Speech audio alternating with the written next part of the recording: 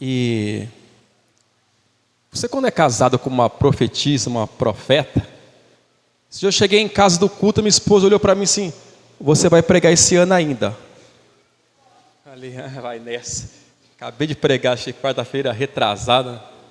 Não, sai para lá. Aí eu tô ali, comentei com ela, ó, o pastor que a minha mãe agendou, não sei não, tá meio suspeito. Ela virou assim para mim: pastor, lembra que eu falei para você? Amém. E antes de chegar a se chamar, eu olhei para trás: será que o pastor chegou não? Mas vamos lá, irmãos. Segundo Samuel 23, o versículo 11 diz assim, ó: depois dele quem? Depois dos outros dois que falaram. Só que eu não vou ler do versículo 8. Você lê lá na sua casa que você vai ver que história tremenda. Depois, se der, eu falo um pouco. E depois dele, Samá, filho de Age, de Arar, os filisteus se reuniram em Lei, onde havia uma plantação de lentilha. Em umas traduções diz um campo de lentilha. O exército de Israel fugiu dos filisteus. 12. Mas Samá tomou posição no meio da plantação e defendeu-os dos filisteus. E o Senhor concedeu ali uma grande vitória. Pode se assentar. Louvado seja o nome do Senhor Jesus. O texto ao qual nós lemos, irmãos, vai relatar uma vitória de um guerreiro de Davi. E não era um guerreiro comum. Ele estava no pelotão de elite dos guerreiros. O capítulo de número 23 vai relatar as últimas palavras de Davi. E Davi vai relatando algumas coisas e chega no final, ele começa a relatar alguns feitos dos seus melhores guerreiros, dos capitães ali que fazia parte do seu exército ali. E ele vai relatar a história de Samá. E por que Samá, ele entrou para a história, pastor? Porque uma certa feita, aonde todo Israel estava fugindo, desistiu de lutar, ele simplesmente decidiu lutar por um campo. A Bíblia não relata que aquele campo era dele, mas alguns comentários. Eu até comprei um livro, porque Deus falou tão forte comigo disso aqui. Eu falei assim: eu vou meditar e vou tirar uma mensagem disso aqui. Comprei um livro do Hernando Dias Lopes, aqueles comentários, pastor. Eu falei assim: eu vou estudar, vou destrinchar isso aqui, porque ainda eu vou ministrar isso aqui ainda. E olha que eu nem li o livro ainda. Não deu nem tempo. Quem já estava no projeto meu de ministrar, porque eu já ministrei um dia um pouquinho na cela, falei a respeito disso, que eu ministrei a respeito de posicionamento. E eu ministrei a respeito desse tema aqui. E nessa noite Deus me impulsionou a falar sobre posicionamento. Por quê? Porque o ano está findando já. Se não me falha a memória, acho que hoje é a última quarta-feira, a última quarta-feira que vamos ter o culto. Então, é a última quarta da vitória que vamos cultuar aqui. As outras quarta-feiras não vai ter culto, né, pastor? Então essa aqui é a última quarta-feira do ano que você pode celebrar o Senhor. E eu te faço uma pergunta: e se essa aqui fosse o seu último culto? O que ia mudar daqui para frente, irmãos? Se você soubesse que esse aqui ia ser o seu última quarta-feira da vitória, o que iria mudar? Quando você chegasse na sua casa e olhasse para sua esposa, ou para o seu esposo, ou para os seus filhos, ou quando você chegasse no trabalho, o que iria mudar? Qual que seria a sua atitude? O que você ia falar quando chegar no final? E o texto ao qual nós lemos está falando que as últimas palavras de Davi. O Davi estava no fim da vida, e ele começou a relembrar algumas vitórias. As dele já estava escrita, já estava. Só que ele contou a história de alguém,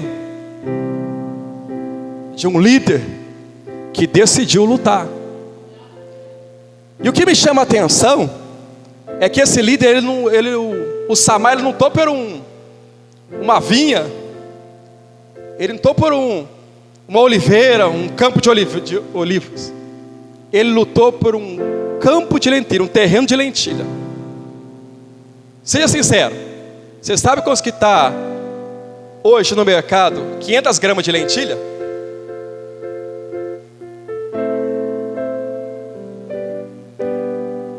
Para você que acha que está caro, você acha que está mais de 10? Quem acha que está mais de 10 reais, levanta a mão.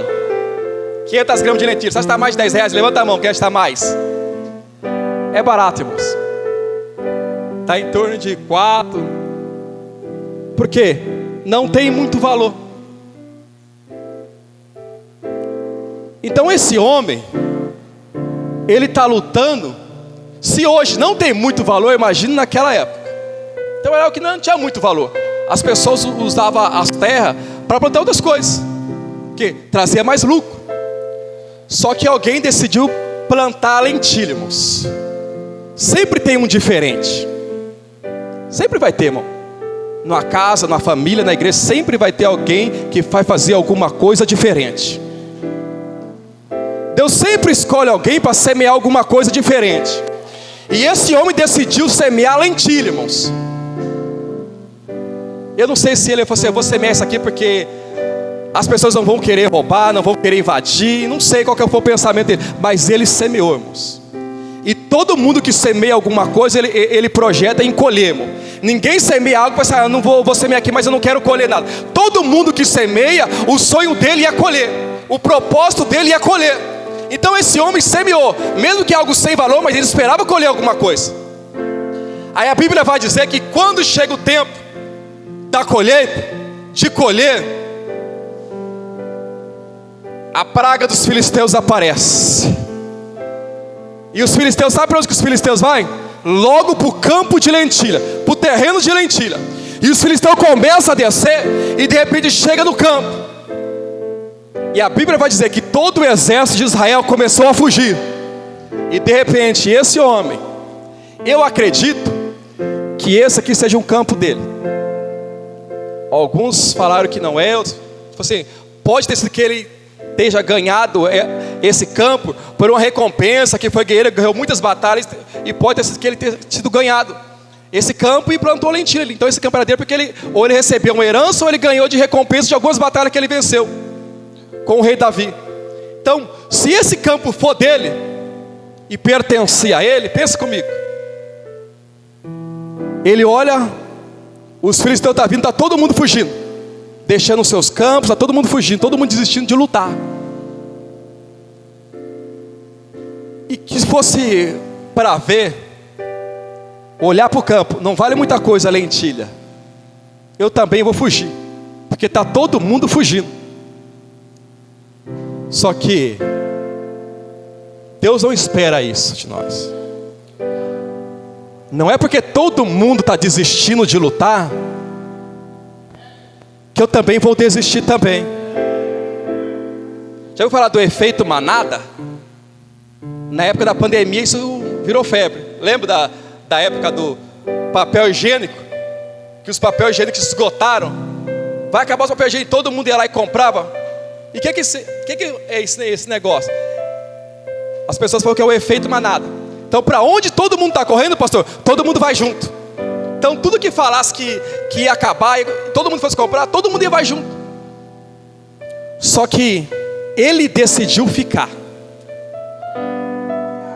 E ele só não decidiu ficar, ele decidiu lutar também. Porque não adianta ficar. Se for ficar, tem que lutar.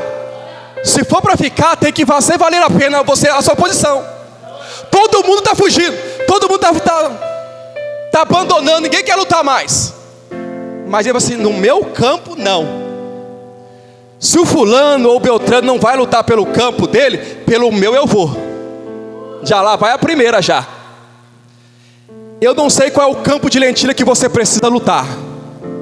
Eu não sei se você está querendo desistir do seu campo de lentilha. Explica melhor para mim, evangelista. Quem sabe o campo de lentilha é o seu casamento.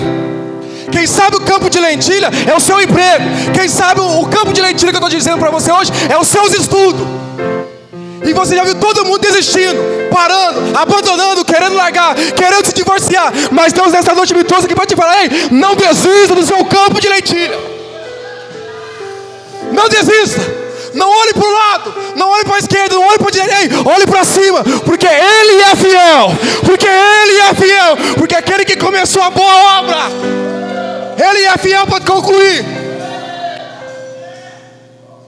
Mas tem muita gente influente desistindo. Ei, você não é todo mundo. Lembra o que sua mãe falou para você quando você era criança? Mãe, ninguém vai para a escola hoje, também não vou. Sua mãe falava o que para você? Você não é todo mundo. E Deus está falando a mesma coisa para você.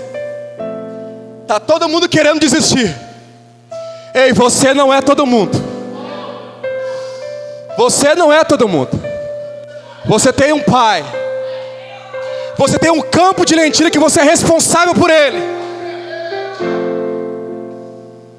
Não queira obter vitória num lugar onde você não se posiciona. Não queira receber vitória numa área que você não se posicionou ainda. Os filisteus, eles vêm, irmãos.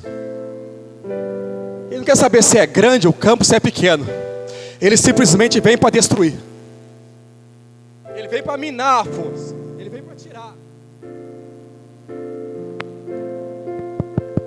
Ele vem para tirar a sua força. Ele vem para destruir mesmo. Sabe na hora que você dá com a expectativa lá em cima? É a hora que ele chega.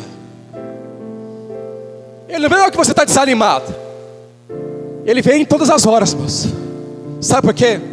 A Bíblia diz que ele fala que ele anda ao nosso derredor, rugindo como um leão, e querendo tragar, querendo destruir. Então não vai pensando que essa semana eu acho que ele está bem longe de mim. Sabe que ele está de olho no seu campo de lentilha, na sua salvação. Eu já falei que campo de lentilha, às vezes aqui para cada um é diferente. Às vezes o campo de lentilha que o inimigo já entrou foi na vida dos seus filhos. E agora que entrou, o que eu faço? Fugir não vai adiantar. Deus espera o quê? Um posicionamento. A Bíblia vai dizer que Samar, ele se posicionou.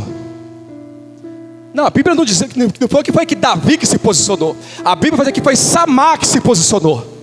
Não queira que o pastor se posicione no lugar onde você não se posicionou. Ou seja, a posição que tem que tomar é você. A postura, o posicionamento, a firmeza que tem que tomar na situação, é você que tem que se posicionar. É você que tem que se endireitar. É você que tem que falar assim: não, daqui não. Daqui não adianta mais, está decidido e pronto, acabou. Eu não abro mão. Isso aqui é um princípio. Isso aqui é um marco. Isso aqui eu não aceito mais. Davi não foi lá e se posicionou no campo dele, irmãos. Mesmo Davi sendo o rei, Davi não entrou lá. Às vezes a gente querendo receber vitória, mas queremos que o pastor se posicione. Queremos que os irmãos se posicionem. Queremos que a igreja se posicione. Queremos que os irmãos orem. Até pode orar por nós, mas na verdade você tem que estar orando já. Lembra dos irmãos que falam assim, 6 horas? Os irmãos que é dos irmãos das 6 horas? Só ora 6 horas? Não. É aquele que fala assim, 6 horas por mim? 6 horas por mim? 6 horas por mim? Não, irmão. Às vezes a posição de orar também tem que ser sua também.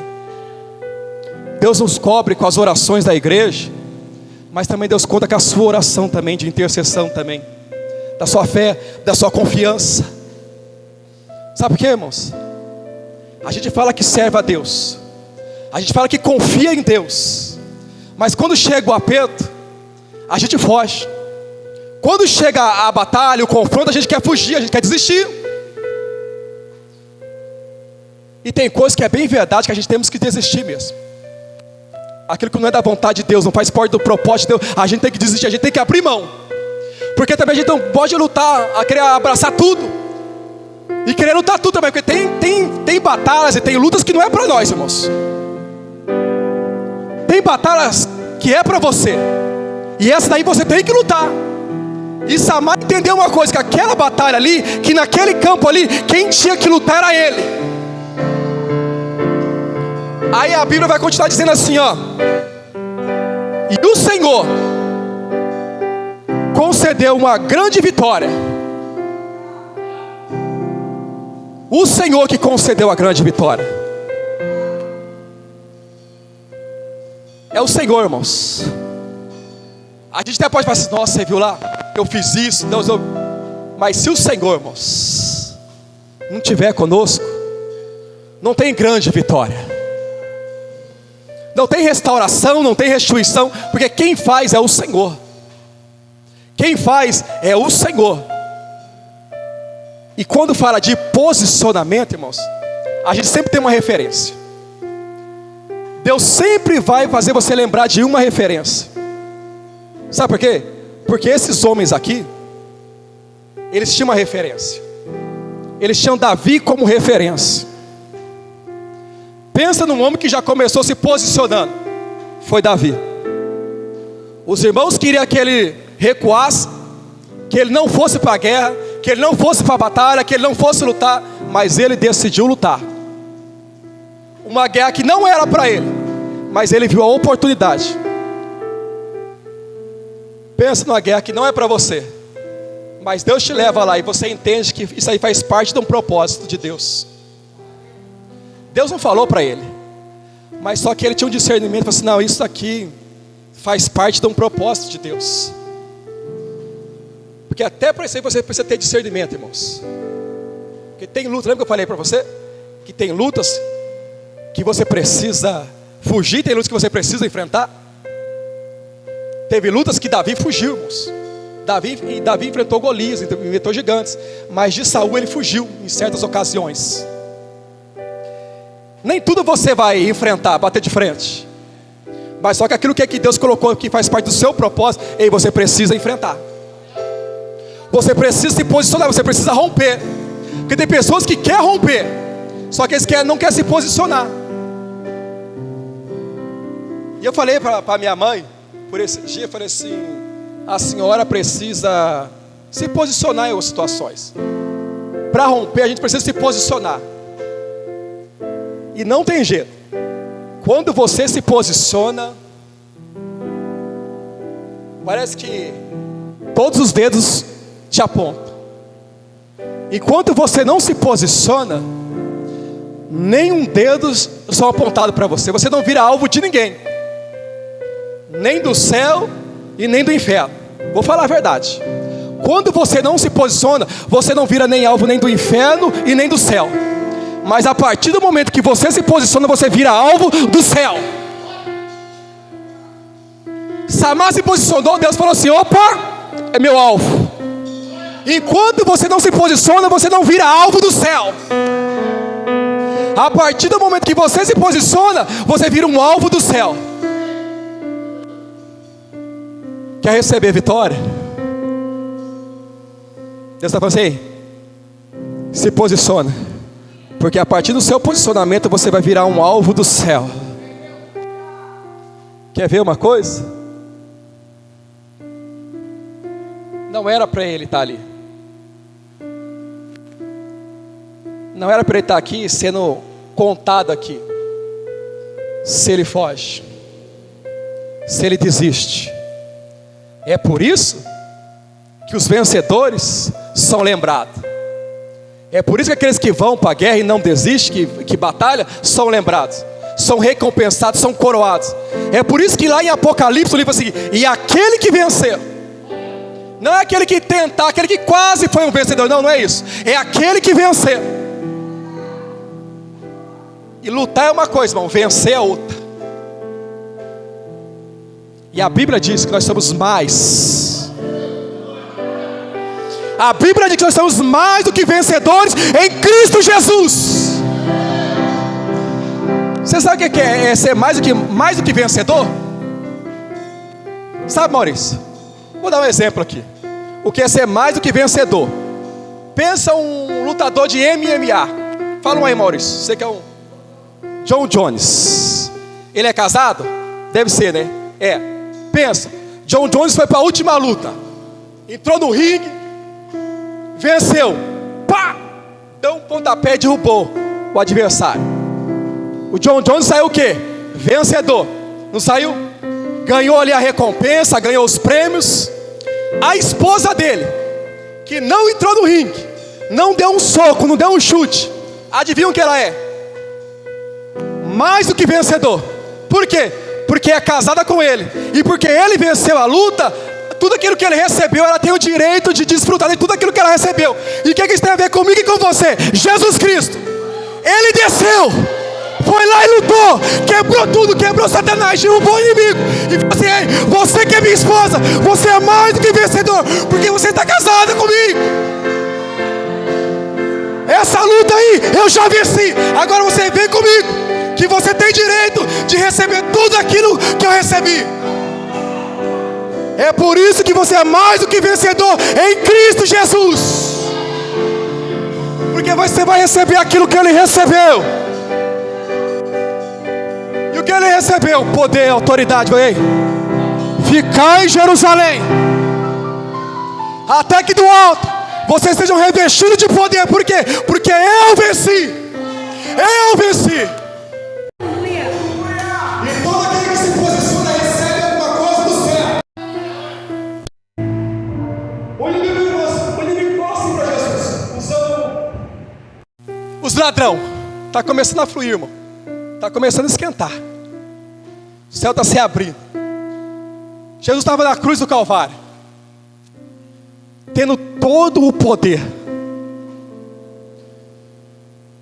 Se de uma palavra Ele quisesse falar com os anjos para descer milhões, milhares de anjos e acabar com todo mundo, acabar com o governo romano, império romano, governadores, generais do exército, Ele mandava um anjo e acabava com tudo. O inimigo sabia que quem não se posiciona não recebe recompensa. Aí parece que usa falou assim: por que você não desce? Você é tudo isso mesmo. Desce. Não vai até o fim não. Você já lutou? Não precisa sair vencedor. O importante é lutar. Não, o importante é sair vencedor.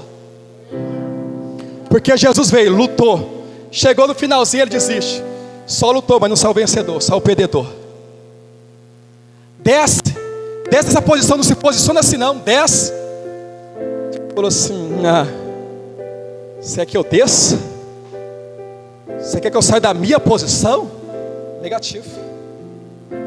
Eu não vim para ser apenas mais um. Eu não sou aquele que quase ganhou. Eu não sou que nem os profetas que quase. Não sou que nem, não. Eu sou o que ganhou. Eu sou o que pisa na cabeça. Eu sou aquele que vence. Então o inimigo queria que Jesus, ele de qualquer jeito, ele saísse da posição que ele veio, do propósito. Queria tirar do propósito.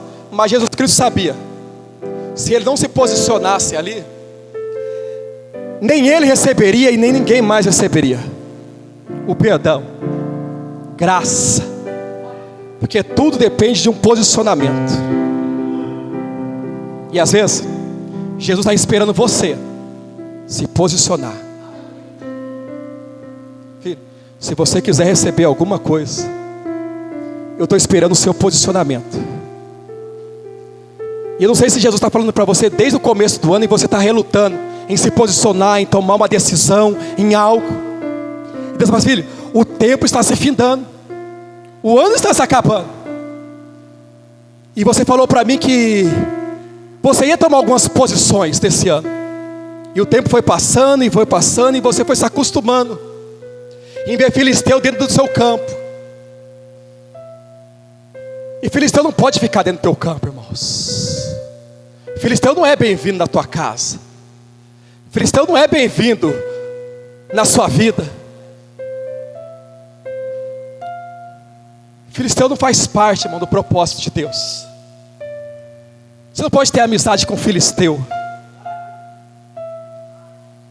Só que, como que você não se posiciona, você se acostuma. Quer ver uma pessoa que está acostumada? É aquela que, se você está acostumada com aquela situação, você pode ter certeza que ela não tem posição nenhuma. Então, como ela não se posiciona, Digão, ela se acostuma com aquela situação ali. E por incrível que pareça,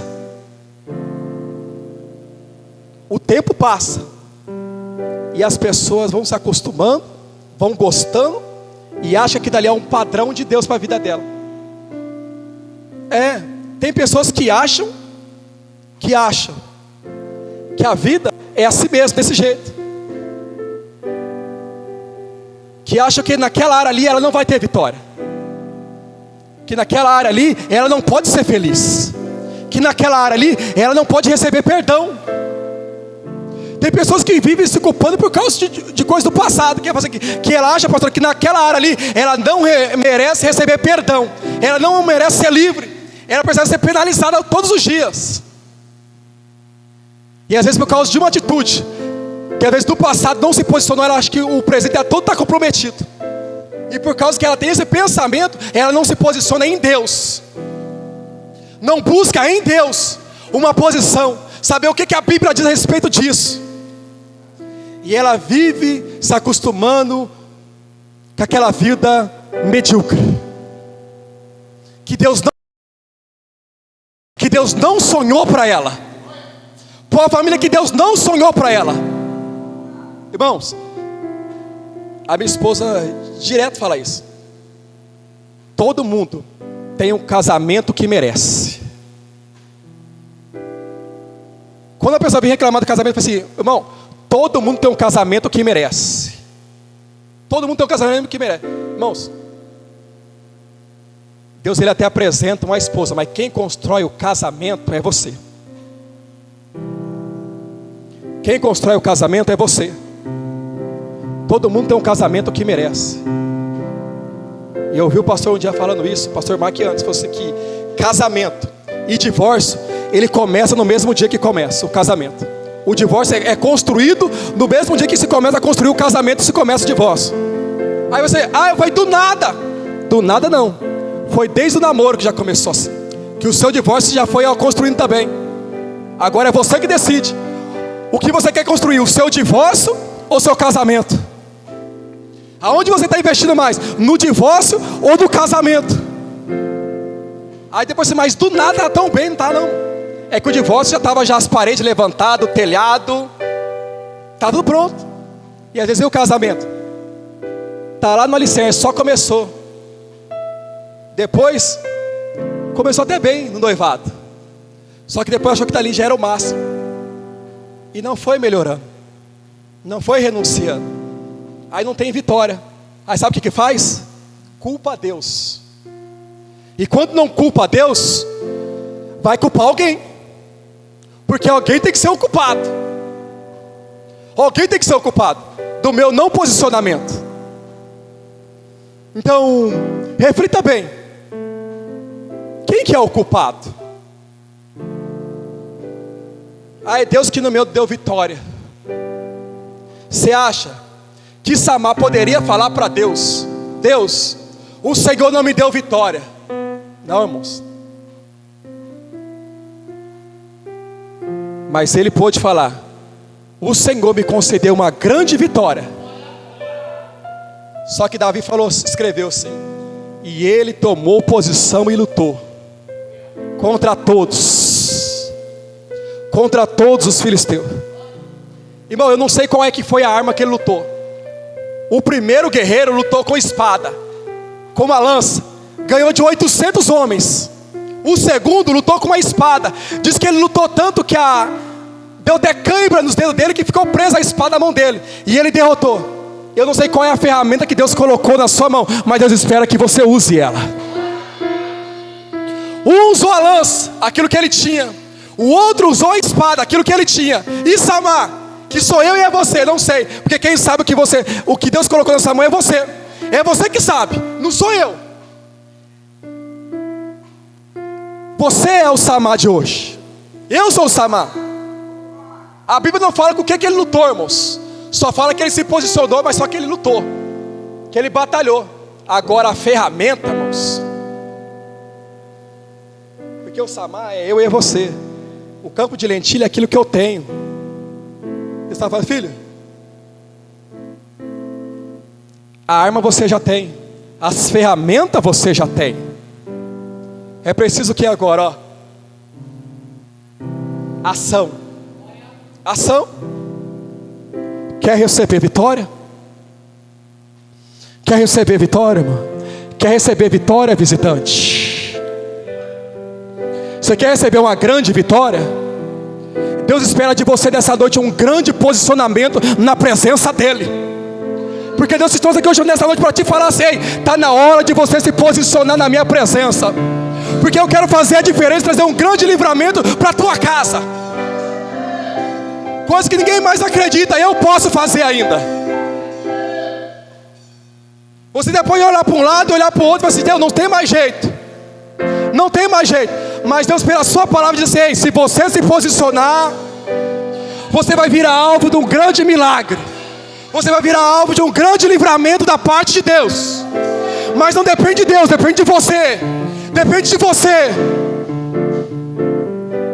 Não depende de Lucimar, depende de você. A Lucimar pode te ajudar, mas quem vai fazer é Deus. É Deus, através do seu posicionamento. E como que eu me posiciono? Confiando em Deus, entregando a minha vida para o Senhor, me derramando, buscando a Ele de todo o coração. Isso faz sentido para você? Que Deus está te cobrando nessa noite? Que Deus te trouxe aqui nessa noite e falou assim: filho, está na hora. Está na hora. Está na hora.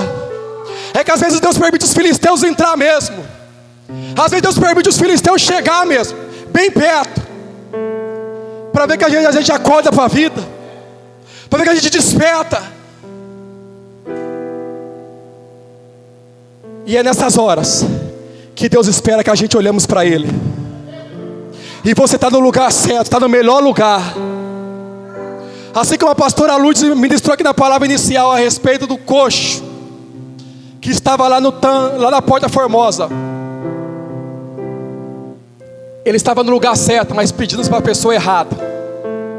Não basta estar no lugar certo, tem que falar com a pessoa certa. Não basta estar no lugar certo, é preciso falar com a pessoa certa. Porque ele pediu esmola a vida toda ali, mas nunca recebeu milagre. Mas no dia que ele pediu para a pessoa certa, Deus falou assim: então é hoje, eu não tenho prata, eu não tenho ouro, mas aquilo que eu tenho eu te dou. Em nome de Jesus, receba a sua cura, receba a sua libertação, receba o seu milagre. Receba. Porque é Jesus que faz, irmãos. É Jesus que faz. Mas precisamos falar com a pessoa certa. E a pessoa certa está aqui nessa noite.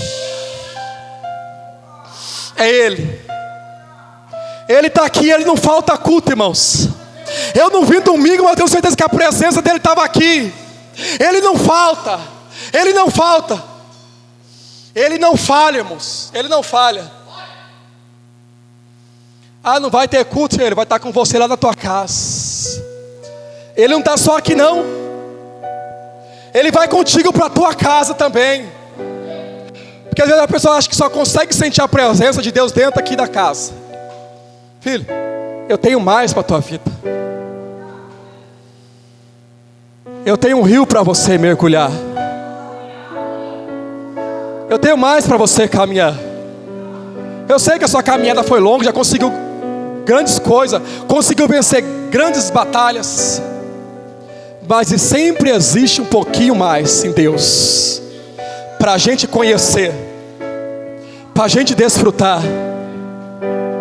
Nunca ache que você já viveu o máximo de Deus. E toda vez que você achar que viveu já o máximo, Deus sempre tem mais. Deus sempre tem mais. Deus sempre tem mais. Que nesse última quarta-feira do ano, você possa voltar para sua casa com um posicionamento diferente. Ei, não espere 2025 chegar, não. Comece hoje mesmo, amanhã mesmo. Se você quiser ver a mudança de 2025, ela tem que começar ainda este ano ainda. E há tempo ainda. Há tempo ainda. Sabe por quê? Porque no dia que Samar se posicionou, a vitória chegou. Quem sabe hoje é o dia. Quem sabe hoje é o dia de você chegar diante de Deus, ou aqui mesmo ainda, até no final do culto, falar: Senhor, é hoje. É hoje que eu vou lutar, Senhor. Mas para ver onde você deixou as armas, onde você deixou a fé, onde você tem guardado a sua confiança, a sua coragem. Então pega aqui, vai ser hoje então. E é isso, irmãos. Deus conta com soldados corajosos. Porque de medrosos, covarde, o mundo está cheio, irmãos. O mundo está cheio. Foi por isso que Deus nos escolheu e nos ungiu com espírito de ousadia. Você foi ungido com o espírito de ousadia. Deus te escolheu e não quer te ver você recuando, correndo do inimigo. Deus quer ver você o que, irmãos? Indo para cima. Esse dia eu perguntei para o Emerson, nós estávamos trabalhando assim: Nore, aquele versículo que diz assim, que as portas do inferno não vão prevalecer, o que parece para você? Parece que é a igreja se defendendo ou é a igreja atacando? Ele falou assim: parece. Todo mundo fala que parece que é a igreja defendendo. A igreja aqui defendendo, Satanás metendo o pé na porta, e a gente aqui, ó, as portas do inferno não vão prevalecer. Eu falei assim: mas todo mundo pensa que é assim. Ele falou assim: não, é ao contrário. As portas do inferno não vão prevalecer. É a igreja avançando, metendo o pé na porta e roubando as almas, saqueando o inferno. É isso, as portas do inferno não vão prevalecer. Sabe o que é isso? É você cheio de ousadia, cheio do Espírito Santo, metendo o pé na porta do inferno, e ela não vai prevalecer, porque Deus é contigo. E você vai entrar e vai saquear, porque Deus é contigo. Isso é casa de paz. Casa de paz é: as portas do inferno não vão prevalecer. É você entrando, metendo o pé na porta. Não vai abrir? Mete o pé, porque Deus é contigo. Mas eu tenho medo. Ei, você tem Deus. Senhor, tira o medo e vai. Eu estou com medo, vai com medo. Tem coisa que você tem que ir com medo, irmãos. Você acha que eu não estava com medo na hora, irmão? Aqui? Estava, irmão. O pastor estava orando por mim, que eu falei: Senhor Jesus amado. Ele estava com medo, falei assim: meu Deus do céu. Só que a gente tem que confiar no Deus, irmão, que chama, que nos chama. Fala: filho, eu te chamei, eu te escolhi. Confia. Irmão, tem hora que a gente tem que fazer com medo. Porque se você for esperar Deus tirar o medo, você nunca vai fazer. Você vai ficar escravo do inimigo, escravo dos seus pensamentos, escravo das suas emoções. Ah, eu tenho medo. Faz com medo. Tem coisa que a gente tem que fazer com medo, irmãos. E sabe o quê? E quando você vai fazendo, Deus vai te fortalecendo. O medo vai saindo, irmãos. Porque tem coisas que Deus vai moldando quando a gente estamos fazendo. Vai tirando enquanto a gente estamos fazendo, irmãos. Tem coisas que é o quê? É no processo, não é antes. Mas se Deus tirasse tudo antes para você fazer, aí seria muito fácil, né? Mas tem coisas, irmão, que ó, é você fazendo e Deus trabalhando. É você fazendo e Deus trabalhando. Então tire o medo se for possível. Mas se você não conseguir, orou, jejuou, buscou, pediu ajuda e não saiu, adivinha, faça com medo. Seja pirracento. Não saiu? Eu vou fazer, só de raiva. Está tremendo, está suando, mas faz. Senhor, eu estou com medo, faça para Deus. Você está fazendo para Deus, moço. Se você estiver fazendo para Deus e com Deus, dá tudo certo. Se você estiver fazendo para Deus e com Deus, dá tudo certo. Porque o importante não é você, o importante é Ele. O importante é o nome dEle ser glorificado, não o seu. O importante é Ele aparecer, não você. Então, olhe para Ele, não olhe para você. Estou com medo. O importante não é o seu medo, o importante é Ele. Porque toda vez que você olhar para você, você nunca vai querer fazer. Mas não olhe para os seus medos. Olhe para Ele, aquele que pode tirar, aquele que pode te ajudar, aquele que pode estar com você junto. Esse é o segredo. E Samar entendeu. Samar entendeu que não é ele, foi Deus. É Deus, irmãos. Samar entendeu que a grande vitória foi Deus que deu. Não foi porque ele era corajoso e tal, tinha as melhores armas, mas porque foi Deus que fez. No final, você vê que a vida com Deus, ela é tão dinâmica e não é igual a do outro, que se você for olhar para a luta do outro, às vezes na mesma situação, com o mesmo problema, as pessoas vencem diferente, tempos diferentes.